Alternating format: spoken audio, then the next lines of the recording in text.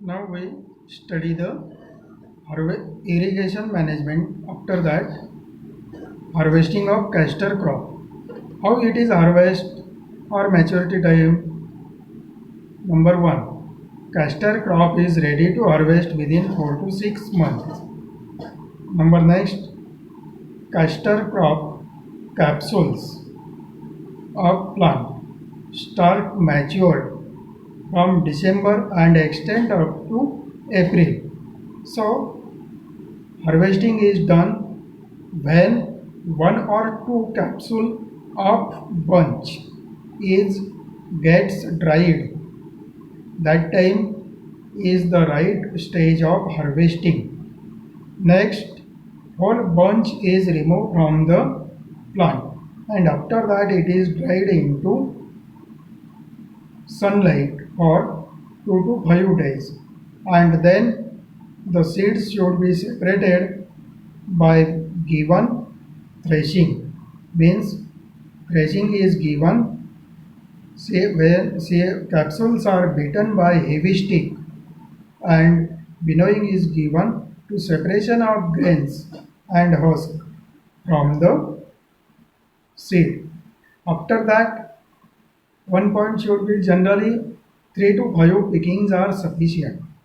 Generally, 3 to 5 pickings are sufficient to the castor crop.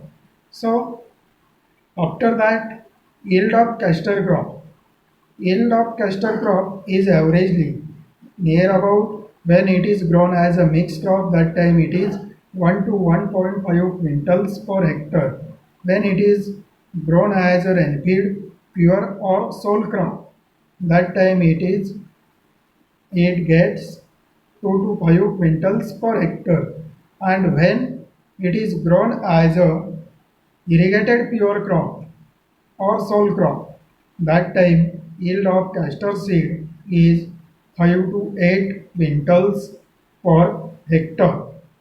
This should be also asked in tabular information, or question should be also asked harvesting and yield of castor.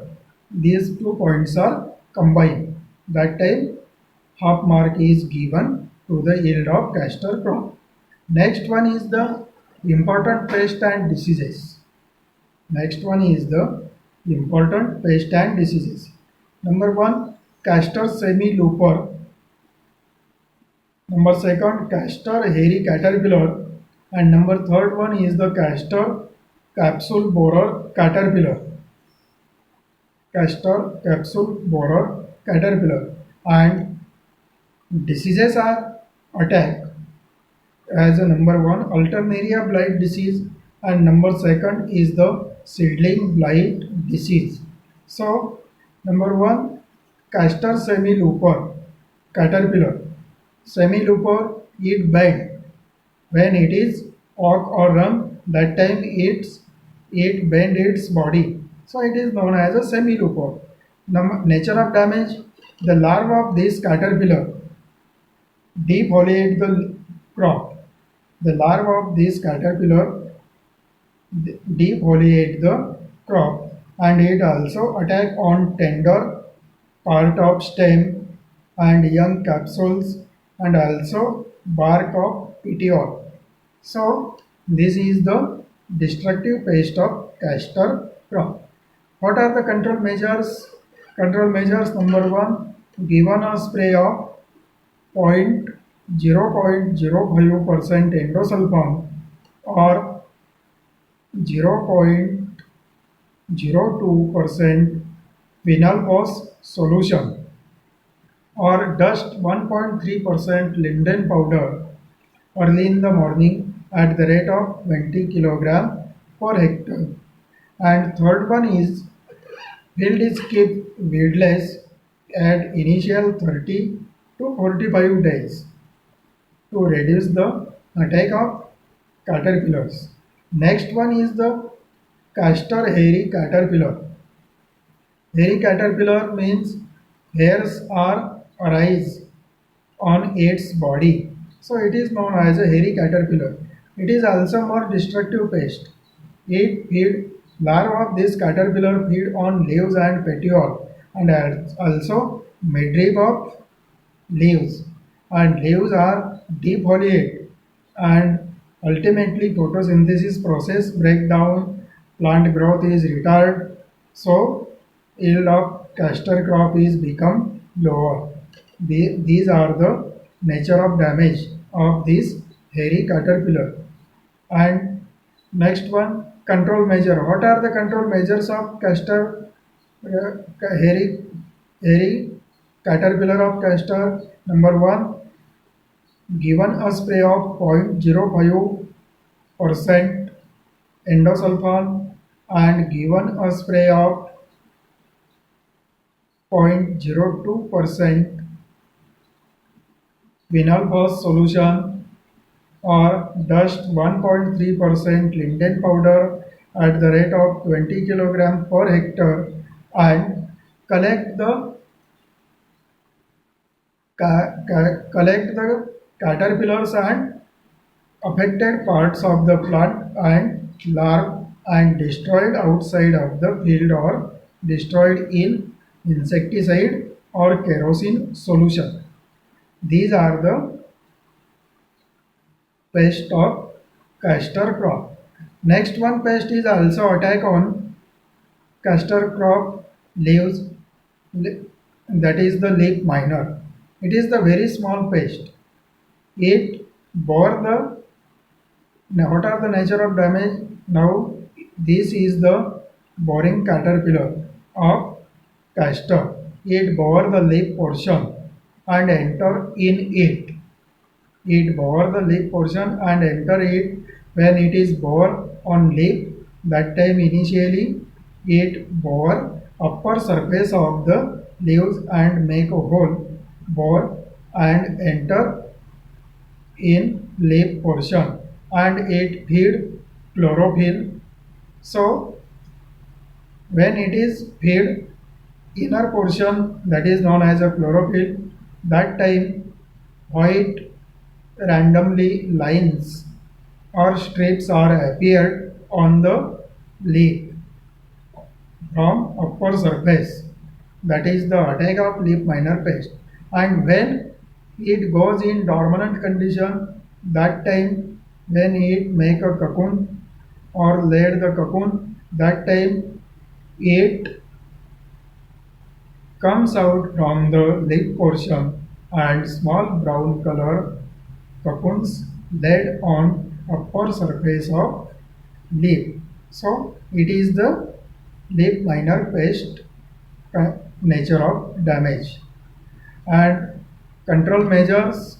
Number one, given a spray of monoprotophos 10 ml per 10 liter water at the interval of 15 days, given a spray of endosulfan 14 ml per 10 liter water or dust 1.3% linden powder early in the month. These are the control measures of leaf miner pest. Now next we study the diseases. There are two type diseases. Number one, alternaria blight disease, and number second, seedling blight disease. Alternaria blight disease. What are the symptoms? Number one, that is the initially dark brown circular spots with concentrated ring are appeared on lower leaves. Lower side leaves means older leaves. Laterally, these spots are increased and attach with each other and cause blighting of leaves, means leaves are dried and black color spots, brown to black color spots are appeared on the leaves. That is known as a blighting of the leaves. These spots are formed on petioles, flowers, and results rotting of flower heads. Flower heads are also rotting, and one also reason of rotting of the flower heads or flower bunch, that is the when temperature goes above 35 degrees Celsius, that time flower blasting take place of any one crop. Now we should study the control measures. What are the control measures? avoid the waterlogging condition in soil. That means immediately drain out the excess rainwater from the field, and when it is grown as irrigated, that time excess irrigation water is avoid always. Number second, given a spray of 0.3% Zineb, that is DZ78, or 0.1% Bordeaux mixture spray is given at the interval of 15 days after 1 month of sowing time. It also controls the Alternaria blight disease. So next one disease is the seedling blight. It seedling blight means it attack at the time of seedling stage. It also fungus disease. It is the fungus disease of castor crop. Brown to black lesions are found on leaves. Lesions means that is made due to fungus and infected part become injured. That time lesions word should be used. So brown to black color lesions are found on leaves and stem at seedling stage, and leaves are suddenly drop down, and also seedlings are immediately died. When it is died, that time it is turned into yellow color and suddenly start drying process is start, and finally we said that the seedlings are died. That is the seedling blight disease of the castor crop. Next one is the control measure of seedling blight. Number one, given a seed treatment of 0.1% organomercurial fungicide compound like agrosan, cerosan, or DM45 at the rate of 4 to 6 gram per kg seeds. And number second one is the same explained above, that is the avoid water logging condition into the soil. That means remove the excess rainwater immediately after the rainfall occurs, and avoid the excess irrigation water when it is grown as a irrigated. That time avoid excess irrigation water to the crop. So in paper 1, castor crop is also asked for 4 marks in question 4AB. Supply the information on castor crop. So this is the important, and other some points are also asked for 2 marks.